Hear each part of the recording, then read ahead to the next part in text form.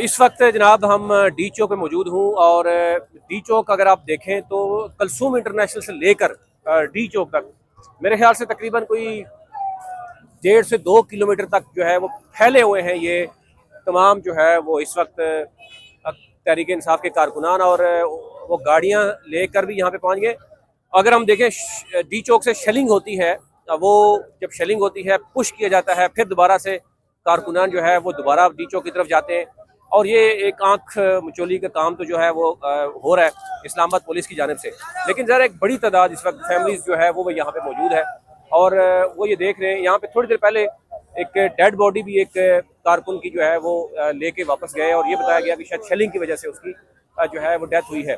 लेकिन एक बड़ी तादाद इस वक्त मौजूद है। पूरा का पूरा इस वक्त जो इस्लामाबाद है, हम सिर्फ डी चौक की बात नहीं कर रहे, पूरा का पूरा इस्लामाबाद इस वक्त जो है वो तहरीक इंसाफ के कारकुनों ने साफ कर दिया है और जो काफिले फंसे हुए थे वो भी शायद पहुंचने में कामयाब हो रहे हैं, क्योंकि जो मुख्तलिफ जो रास्ते थे वो तो कंटेनर से बंद कर दिए गए थे। लेकिन उसके बाद जो है हमने देखा कि जब यूं ही जो काफिले केपी से काफिले जो है आज सुबह जो है वो इस्लामाबाद पहुंचे, उसके बाद फिर हमने देखा कश्मीर से या गिलगित के जो काफिले थे या साइड एरियाज के जो लोग थे रावलपिंडी इस्लामाबाद के, वो भी लोग निकले। थोड़ी देर पहले हमने देखा यहाँ पे जो लोकल यहाँ पे तहरीक इंसाफ के कुछ लोग थे, उन्होंने खाना पानी यहाँ पे पहुँचाया, क्योंकि ज़रा बार बार आंसू गैस का तो शेलिंग हम देख रहे हैं कि हो रही थी। अभी भी हम बैक साइड पे थे, लेकिन वहाँ से ज़रा जब शेलिंग हुई तो फिर कारकुनों को इस तरफ आना पड़ा। लेकिन ज़रा अब हम देख रहे हैं कुछ बच्चे भी हैं, बुजुर्ग भी हैं, अब फैमिलीज भी कुछ जो है वो यहाँ पर पहुँची हैं।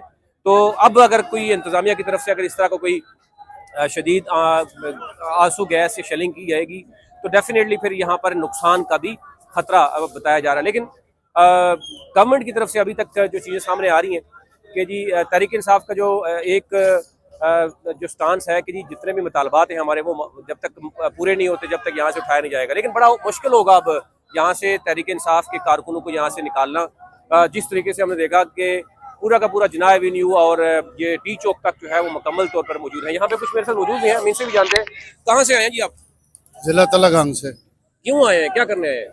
इमरान खान की आज़ादी और पाकिस्तान को आज़ादी दिलाने आए हैं। जो ये लाकानूनियत बनी हुई है ना, इसके खिलाफ आए हैं।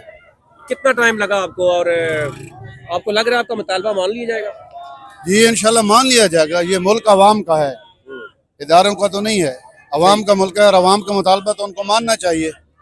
अच्छा, इस तरफ भी आप देखेंगे यहाँ पर बच्चे हैं और फैमिलीज हैं, आप ये देख सकते हैं, ये फैमिलीज हैं और ये भी यहाँ पे जो है वो इमरान खान की जो है वो नारेबाजी यहाँ पे चल रही है। तो ये फिलहाल सूरत है डी चौक की, कि डी चौक जो है वो मुकम्मल तौर पर इस वक्त तहरीक इंसाफ के कारकुनों के पास है।